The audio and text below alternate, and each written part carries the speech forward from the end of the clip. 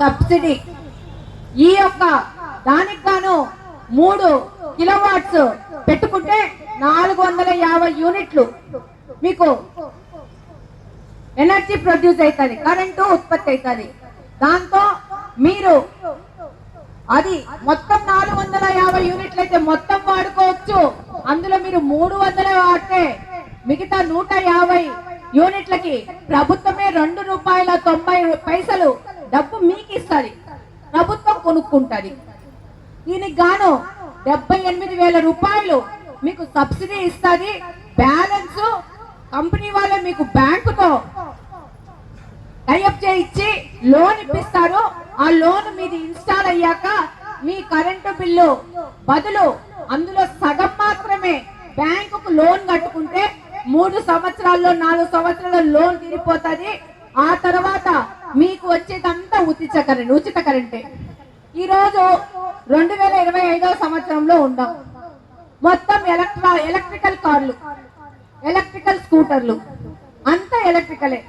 రేపు petrol diesel విపరీతంగా రేట్లు పెరిగిపోతున్నాయి.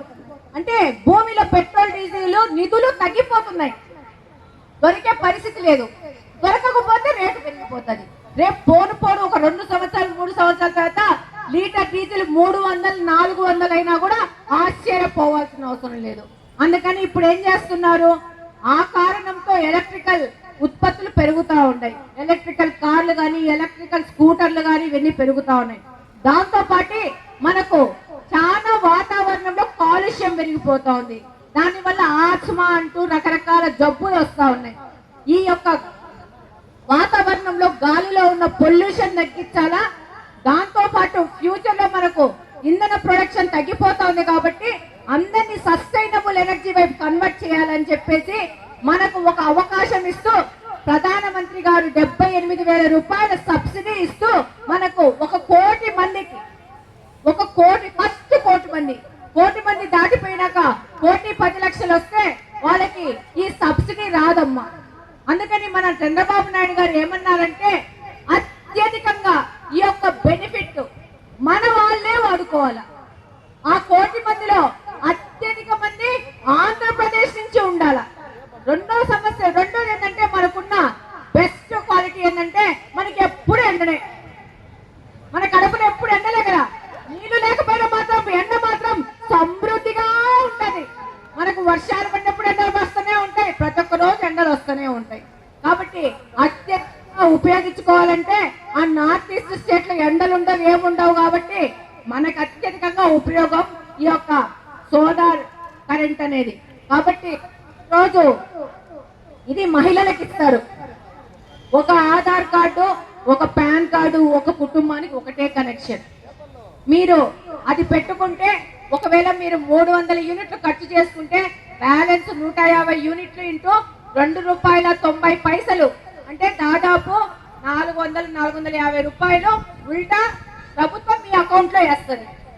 అంటే ఒక 3 కిలోవాట్స్ మీరు పెట్టుకుంటే దగ్గర 3,000 రూపాయలు మీకు కరెంటు బిల్ వస్తుంది. కానీ మీరు బ్యాంకు కొట్టేది దగ్గర 1,500 1,600 ఎంతో కట్టారు మీరు బ్యాంకు లోన్. అంటే మీకు డైరెక్ట్ గా అది పెట్టుకుంటే ఒక 1,500 నుంచి 1,300 రూపాయలు సేవింగ్ ఉంటుంది. మీరు ఒకవేళ 300 యూనిట్లే ఖర్చు పెట్టుకుంటే బ్యాలెన్స్ 150 యూనిట్లకు ₹2.90 కింద మీకు ఉల్టా వెనక్కి ప్రభుత్వం కడుతుంది. ఇది దీంట్లో ఉన్న ఉపయోగం. దాంతో పాటు రేపు ఇప్పుడున్న ఈ అవకాశాన్ని మనం కోల్పోకుంటే రేపు మనకు 78,000 రూపాయల సబ్సిడీ రాదు. మళ్ళా బీసీలకి ఇంకొక 20,000 ఎక్కువ సబ్సిడీ వస్తుంది. కాబట్టి ఇక్కడున్న మహిళలందరినీ నేను రిక్వెస్ట్ చేసుకుంటేది ఏదంటే మీరందరూ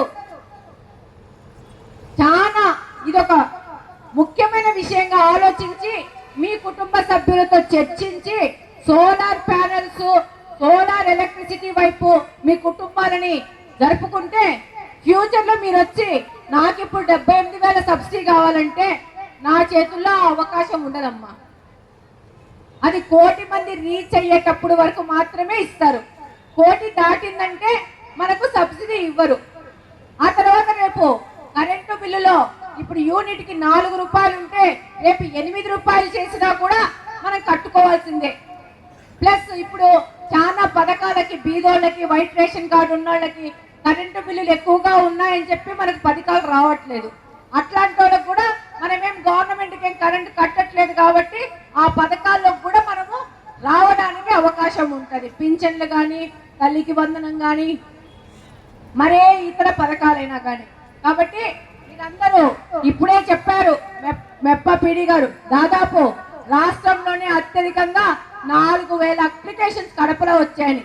ఈ అప్లికేషన్ 25,000కు చేరాలని నేను ఆశిస్తున్నాను. అది నా టార్గెట్. కడప మొత్తము సూర్య శక్తితో నడవాలా, దాంతో కాలుష్యం నివారించవచ్చు, మన యొక్క ఆరోగ్యాలు మెరుగుపడతాయి, మన యొక్క డబ్బులు కూడా ఆదా అవుతాయని చెప్తున్నాను. కాబట్టి మీరు మీ కుటుంబ సభ్యులతో చర్చించి ఈ యొక్క అవకాశాన్ని వాడుకొని ఈ యొక్క ప్రధానమంత్రి సూర్యగర్లో మీరు కూడా కుటుంబ సభ్యులు అవుతారని పూర్తిగా విశ్వసిస్తున్నాను. Thank you very much.